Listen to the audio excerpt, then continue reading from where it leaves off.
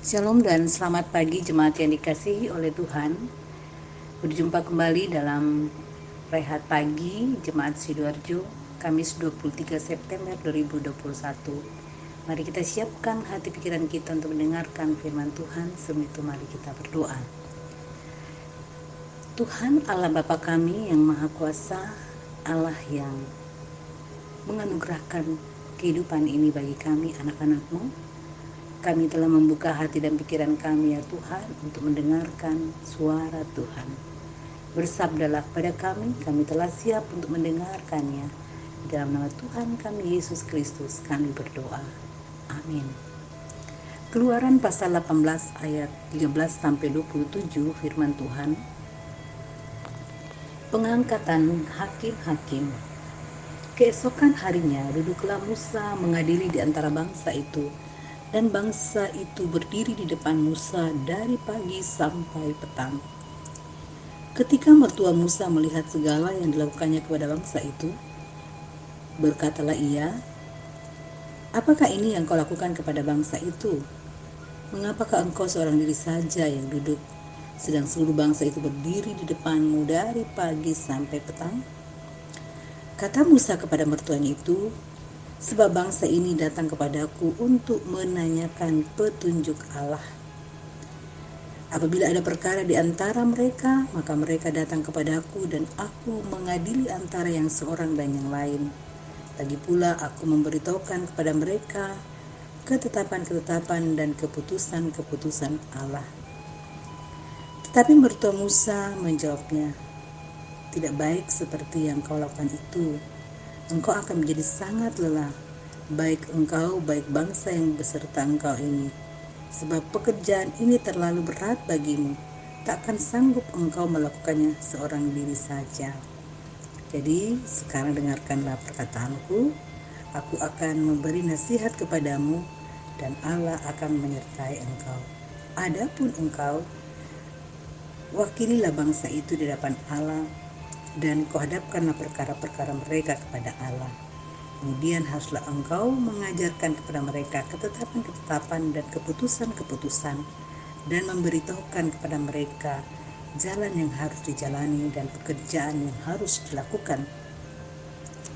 Di samping itu, kau carilah dari seluruh bangsa itu orang-orang yang cakap dan takut akan Allah, orang-orang yang dapat dipercaya dan yang benci kepada pengejaran suap. Tempatkanlah mereka di antara bangsa itu menjadi pemimpin 1.000 orang, pemimpin 100 orang, pemimpin 50 orang, dan pemimpin 10 orang. Dan sewaktu-waktu mereka harus mengadili di antara bangsa, maka segala perkara yang besar haruslah dihadapkan mereka kepadamu. Tapi segala perkara yang kecil diadili mereka sendiri. Dan demikian mereka meringankan pekerjaanmu, dan mereka bersama-sama dengan engkau turut menanggungnya. Jika engkau berbuat demikian dan Allah memerintahkan hal itu kepadamu, maka engkau akan sanggup menahannya dan seluruh bangsa ini akan pulang dengan puas senang ke tempatnya. Musa mendengarkan perkataan mertuanya itu dan dilakukannya segala yang dikatakannya. Dari seluruh orang Israel, Musa memilih orang-orang cakap dan mengangkat mereka menjadi kepala atas bangsa itu, menjadi pemimpin 1.000 orang, pemimpin 100 orang, pemimpin 50 orang, dan pemimpin 10 orang. Mereka ini mengadili di antara bangsa itu sewaktu-waktu perkara-perkara yang suka dihadapkan mereka kepada Musa, dari perkara-perkara yang kecil diadili mereka sendiri. Kemudian Musa membiarkan mertuanya itu pergi dan ia pulang ke negerinya.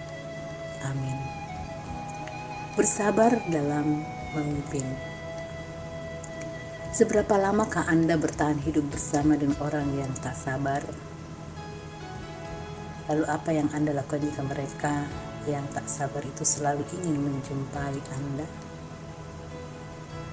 Dalam memimpin bangsa Israel yang tegar tengkuk, Musa berusaha memimpin mereka dengan menunjukkan sikap rendah hati sambil tak belajar pada mertuanya. Sepanjang hari Musa bersabar menerima umat yang datang menjumpainya untuk menyampaikan dan meminta pertimbangan kepada Musa. Dalam keadaan seperti itu, Yitro memperhatikan dan sangat mengerti beban dan kelelahan yang dilihat pada diri Musa. karena itulah Yitro menyarankan kepada Musa untuk mengangkat hakim-hakim dan mengurangi bebannya. Dengan saran itu Musa melakukan apa yang dikatakan Imam Yitro untuk mengoptimalkan pelayanan. Menjadi pemimpin dalam setiap lingkup bukanlah persoalan yang mudah, apalagi jika yang dipimpin itu masuk kategori orang yang tegar tekuk. Tapi jika sudah terpilih menjadi pemimpin di tempat itu, maka apakah yang kita harus lakukan? Dari Musa kita dapat belajar bagaimana ia sabar melayani dengan penuh kerendahan hati dari pagi sampai petang, melayani keluhan rakyatnya. Dan pada satu sisi lain kita bisa belajar dari Yitro bagaimana meminimalkan pekerjaan yang menentukan sejumlah orang untuk membantu dalam menyelesaikan masalah agar tidak terlalu lebih.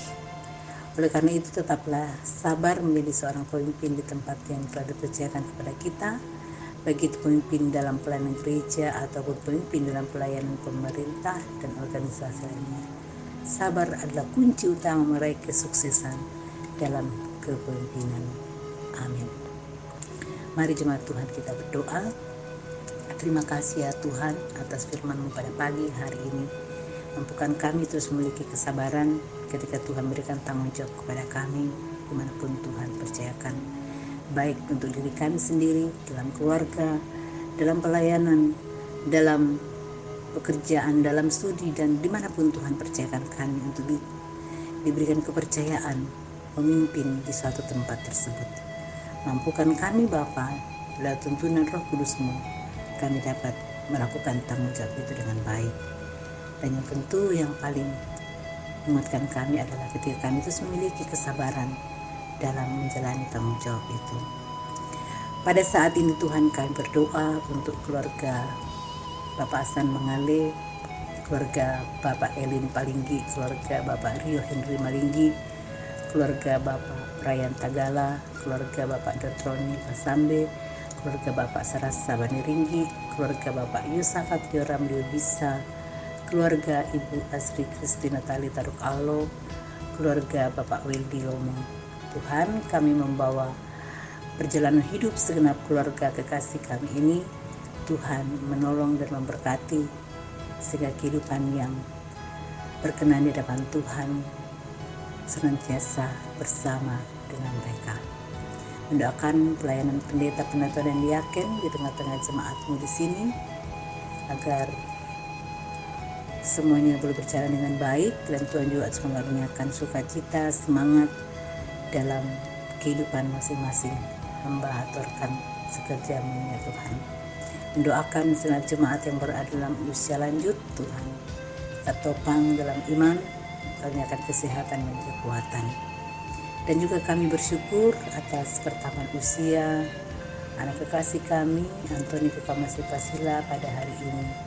Tuhan memberkati agar semakin menjadi anak yang memuliakan Tuhan, memberikan kesehatan, sukacita, dan kebaikan-kebaikan Tuhan mengalir dalam kehidupan anak kekasih kami.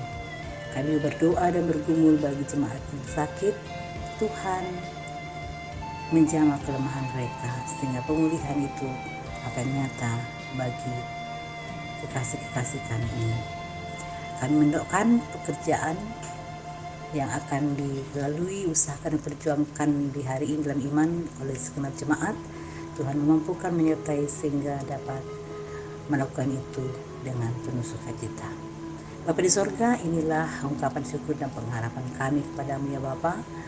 Tuhan mendengarkan doa kami, dalam nama Tuhan kami Yesus Kristus kami berdoa. Amin.